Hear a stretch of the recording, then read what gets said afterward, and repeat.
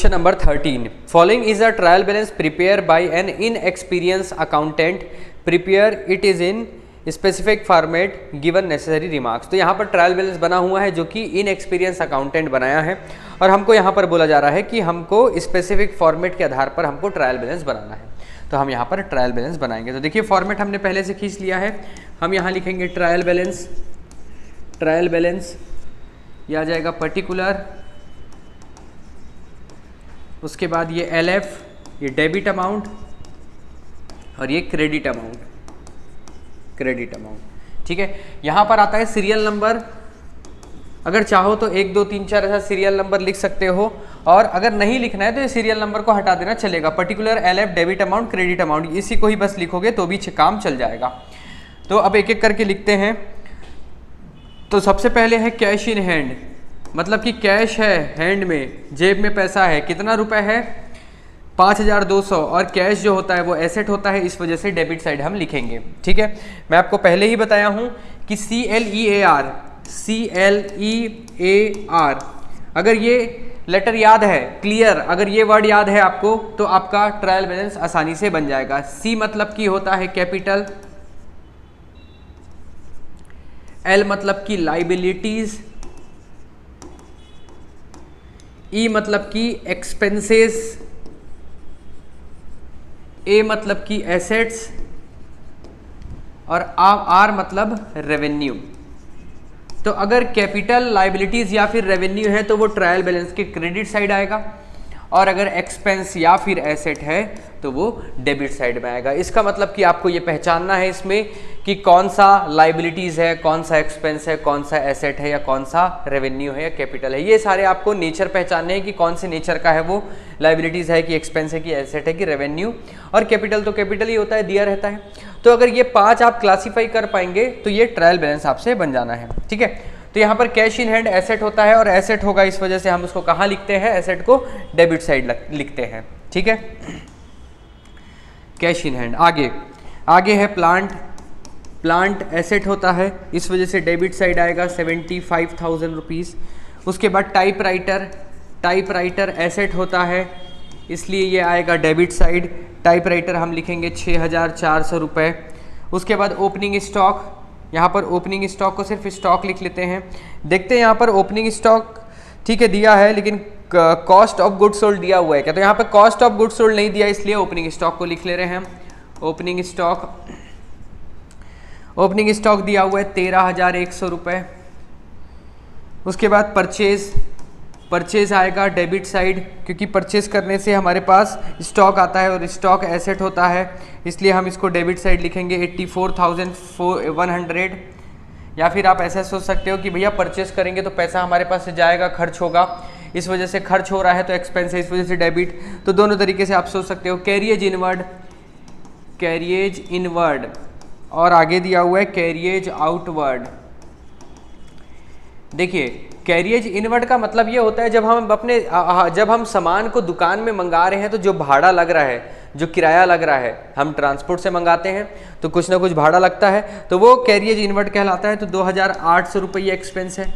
और carriage outward का मतलब ये होता है जब हम सामान को भेजते हैं, हो सकता है हम कस्टमर के यहाँ भेज रहे होंगे, तो जब हम डिलीवरी करवाते हैं तो हमारे पास से कुछ खर्चा होता है, तो उसी को बोलते हैं कैरिएज आउटवर्ड। तो ये 1,600 रुपये है। तो दोनों एक्सपेंस है, तो यहाँ पर दोनों डेबिट साइड आएगा। बस फर्क ये है, एक डायरेक्ट एक्सपेंस होता है और एक इनडायरेक्ट एक्सपेंस होता है। ये हम जब फाइनल अकाउंट करेंगे तब हम इस चीज़ों को समझेंगे। बाकी ये दोनों एक्सपेंस है, इस वजह से डेबिट साइड आएगा।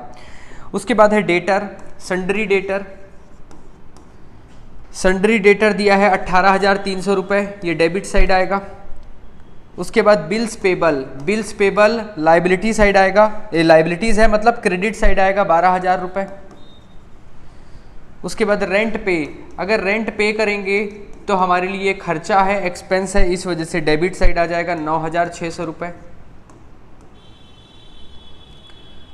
उसके बाद वेजेस, मजदूरी, मजदूरी जब हम पे करेंगे तो हमारे लिए खर्चा है, तो यहाँ पर हम 16,500 रुपये एक्सपेंस में लिख देंगे। उसके बाद आता है एडवर्टाइजमेंट, एडवर्टाइजमेंट ये भी एक एक्सपेंस है, तो यहाँ पर डेबिट साइड आ जाएगा 4,500 रुपये। उसके बाद डिस्काउंट रिसीव, जब डिस्काउंट रिसीव होता है तो हमारे लिए ये रेवेन्यू होता है। जब हमको कहीं से डिस्काउंट मिलता है तो हम कितना खुश होते हैं, और खुश इसलिए होते हैं क्योंकि वो हमारे लिए पैसे की बचत है और कहीं ना कहीं पैसा बच रहा है, मतलब हमारे लिए फ़ायदा है। तो ये रेवेन्यू में आता है। तो हम यहाँ पर क्रेडिट साइड में लिखेंगे 3200 रुपये। उसके बाद bank overdraft, bank overdraft liabilities होता है, तो यहाँ पर B/O मैं शॉर्ट में लिख दिया हूँ, लाइबिलिटीज़ होता है, तो 16,400 रुपये क्रेडिट साइड लिखाएगा। उसके बाद कैपिटल, कैपिटल को हमको क्रेडिट साइड लिखना है, तो यहाँ पर कैपिटल है 50,000 रुपये।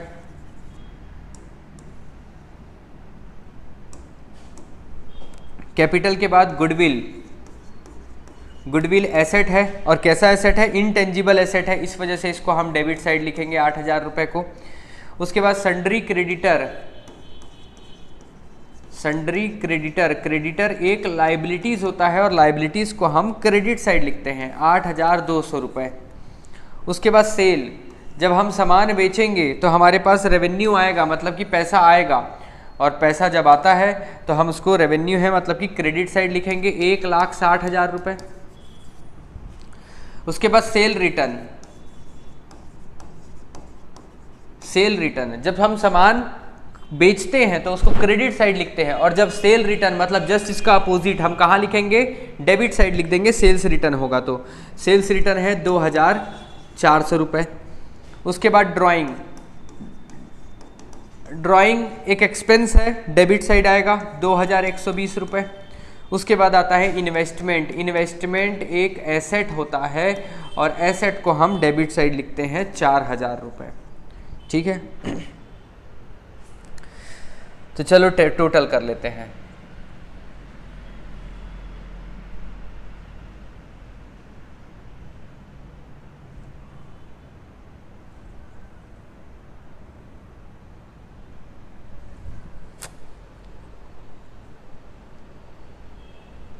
डेबिट साइड 5,200 रुपये, डेबिट साइड कर रहा हूँ ना पहले, 5,200 रुपये, उसके बाद 75,000, उसके बाद 6,400, 13,100, उसके बाद 84,100 प्लस 2,800 प्लस 1,600 प्लस 18,300 प्लस 9,600, उसके बाद 16,500, 4,500, 8,000, 2,400,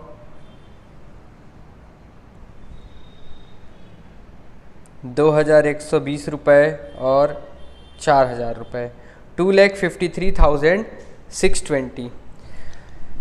यहाँ पर आ रहा है डेबिट साइड 2,53,620।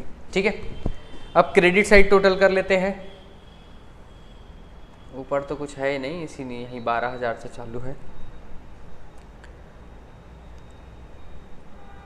12,000 रुपये, 3,200, 16,400, 50,000, 8,200, 1,60,000। यह आ रहा है 2,49,800 आ रहा है। अब समझना बात को, देखिए डेबिट साइड आ रहा है 2,53,620 और क्रेडिट साइड यहाँ पर आ रहा है, कितना आ रहा था, 2,49,800। मतलब इन दोनों के बीच में कितने का अंतर है,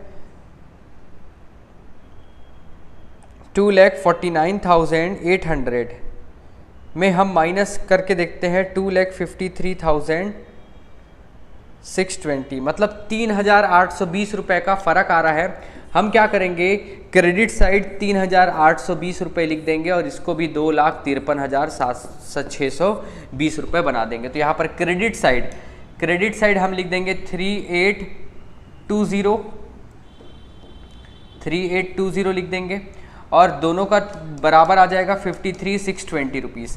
ठीक है, मतलब हो क्या रहा था, डेबिट साइड 2,53,620 आ रहा था और क्रेडिट साइड कम आ रहा था, कितने से, 3,820 रुपये से। और यहाँ पर हम लिख देंगे ये सस्पेंस अकाउंट। इसका मतलब ये है कि कहीं ना कहीं जनरल एंट्री या लेज़र बनाने में कुछ गलती हुई है, इस वजह से ट्रायल बैलेंस मैच नहीं हो रहा है। ठीक है। तो यहाँ पर ट्रायल बैलेंस बनाने का मेन उद्देश्य ये होता है कि हम चेक करें, रेक्टिफाई कर पाए कि हमारा जो जनरल एंट्री है और उस प्रकार ट्रायल बैलेंस ए लेजर बना है कि नहीं बना। अगर जनरल एंट्री और ट्रायल बैलेंस में जनरल एंट्री और लेजर में कहीं ना कहीं गलती है तो वो ट्रायल बैलेंस करेक्ट नहीं आता है, और जब करेक्ट ना आए तो यहाँ पर हम इसको जो भी जहाँ पे बैलेंस अमाउंट आ रहा है, बैलेंस कुछ बच रहा है, वहां पर हम सस्पेंस अकाउंट लिख देते हैं, मतलब कि 3820 रुपए का कहीं ना कहीं कुछ गड़बड़ हुआ है। ठीक है, तो यहाँ पर ये सस्पेंस अकाउंट यहाँ पर हमको बनाना पड़ेगा। तो ये हुआ हमारा क्वेश्चन नंबर 13।